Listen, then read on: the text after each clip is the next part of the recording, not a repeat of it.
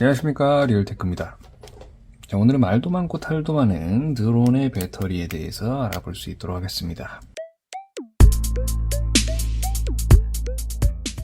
배터리는 리튬 폴리머, 리튬 이온, 리튬 철, 니켈 수소 등등 여러 종류의 배터리가 있습니다.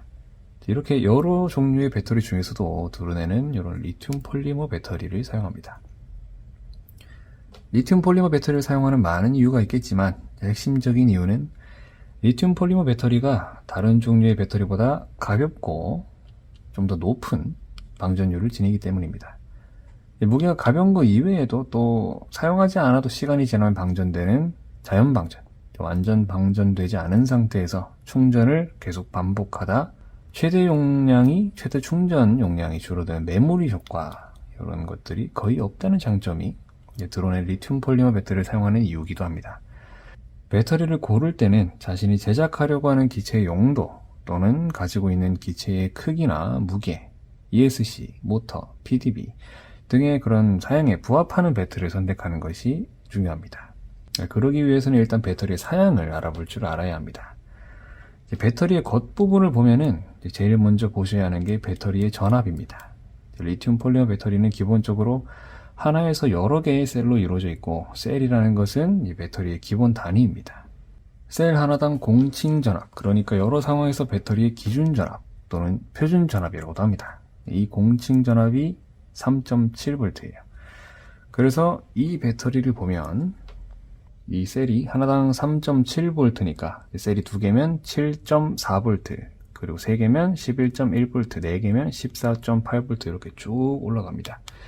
이렇게 전체 전압은 셀의 개수에 따라서 정해집니다. 자, 이 배터리의 측면을 보시면 셀이 4개 있는 것을 볼 수 있습니다. 자, 앞을 보시면 4셀에 14.8V. 그래서 이 전압을 가장 먼저 보셔야 합니다. 용량은 그 이후의 문제예요. 전압, 그러니까 몇 셀짜리 배터리를 선택을 해야 하는지 알려면 보유하고 있는 드론의 모터, 변속기, PDB가 4셀, 14.8V를 견딜 수 있는지 확인을 하셔야 합니다. 보통 그런 건 부품이나 부품 박스에 기재가 되어 있어요. 확인해 보시기 바랍니다. 배터리의 전압은 드론의 부품이 견딜 수 있는 전압보다 같거나 또는 작아야 해요. 그렇지 않으면 각 부품에 내장되어 있는 칩 또는 연결부가 타버릴 수 있습니다. 그리고 이제 다음에 보셔야 할 게 용량. 이 용량이 크면 클수록 비행을 그만큼 더 오래 할 수 있다고 생각할 수 있는데 꼭 그렇지만도 않습니다. 용량이 커지면 무게도 커집니다. 따라서 모터의 출력과 따로 장착하는 카메라나 임무 장비, 즉 페이로드라고 하죠. 이런 것들을 고려해서 효율적으로 사용하셔야 합니다. 자, 그리고 이제 따로 보셔야 할 게 요 알파벳 C, 40에서 80C라고 되어 있죠. 요게 C 레이트, 방전율이라고 합니다. 전기를 물로 표현한다면 수도꼭지의 넓이라고 생각을 하시면 돼요. 수도꼭지가 넓으면 넓을수록 많은 양의 물을 한꺼번에 뿜어낼 수 있겠죠. 이 C레이트를 용량에 곱한 값만큼 출력이 나옵니다. 쉽게 말해서 용량이 2000mAh이고 방전율이 70이라면 14만 mAh가 되겠죠. 즉 140A의 전류가 배터리에서 나오게 됩니다. 이제 방전율이 큰 건 부품에 무리가 가진 않지만, 만약에 방전율이 작다면 더 많은 전류를 요구하는 부품들이 배터리의 전류를 극한으로 뽑아먹기 때문에 배터리에 문제가 생길 수 있습니다. 그러니 보다 넉넉한 방전율을 가진 배터리를 사용하시기 바랍니다. 하지만 방전율이 높은 만큼 가격도 그만큼 올라가니 참고해 주세요. 자, 그리고 리튬 폴리머 배터리 관리 시 주의사항에 대해서 말씀드리겠습니다. 자, 리튬 폴리머는 굉장히 예민합니다. 그리고 위험해요.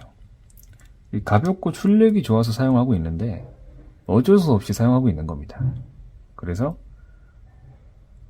주의사항을 말씀드리자면, 일단 이 배터리 사용하다 보면은, 이제 극한으로 사용을 하다 보면은 어쩔 수 없이 이 전압이 밑으로 떨어질 때가 있어요. 셀당 2.8V 밑으로 만약에 이걸 사용해 버린다고 하면은 스웰리 현상이 발생을 하거든요. 스웰리 현상이란 이 배터리 배가 부풀어 오르는 현상을 말합니다. 그리고 만약에 이 배터리가 너무 극한으로 사용을 했다 하면은 심한 경우에는 배터리가 나가버려요. 사용을 할 수가 없어집니다. 한 번이라도 이렇게 사용을 하셨다고 하면은 살릴 방법이 없어요. 그래서 이 배터리를 사용하실 때 최소 3.5V 정도의 기준선을 잡으시고 사용을 하시기 바랍니다. 네, 배터리 체커기는 필수적으로 장착을 하셔야 돼요. 배터리 체커기 관련된 영상도 나중에 따로 만들겠습니다. 자, 그리고 사용하실 때뿐만 아니라 충전하실 때도 주의를 하셔야 합니다. 셀 하나당 공칭 전압이 3.7V라고 했죠. 만약에 이 배터리를 만충을 시킨다. 만충을 시킬 때는 4.2V가 한계입니다. 4.2V까지만 충전을 시켜주셔야 돼요. 요새 나와 있는 충전기들은 다 사양이 좋아가지고 자동으로 맞춰서 충전을 하지만 이제 저가의 충전기를 사용을 하신다고 하시면 무조건 4.2V에다가 맞춰주시고 충전을 하셔야 합니다. 그렇지 않으면 그 전에 말씀드렸던 스웰링 현상이 또 발생하고 배터리의 수명이 단축됩니다.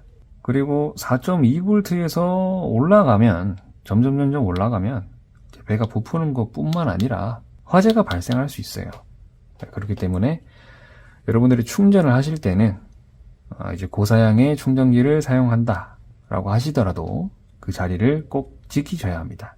화재가 언제든지 발생할 수 있기 때문에 꼭 그 자리를 지키시면서 충전을 하시기 바래요. 자, 그리고 배터리를 보관하실 때는 절대로 고온다습한 곳에 보관하시면 안 됩니다. 네, 서늘하고 건조한 곳에 보관하시고요. 만약에 뜨거운 곳에 보관을 하셨다 하시면 배터리 또 화재의 발생이 일어날 수 있습니다. 만약에 여러분들이 배터리를 장기간 사용하지 않을 것이다. 한 달 후에나 비행을 할 수 있겠다 싶으시면 리튬 폴리머 배터리는 3.8V의 보관 전압이라는 게 있습니다. 네, 충전기를 잘 살펴보시면 스토리지 모드라는 게 있거든요. 이 정도의 스토리지 모드로 충전을 하시게 되면 3.8V가 돼요. 그래서 배터리를 장기간 보관할 일이 있다 하시면 3.8V로 맞춰놓고 방전을 시키거나 충전을 시키거나 또는 충전기의 스토리지 모드를 활용하시면 좋을 것 같습니다.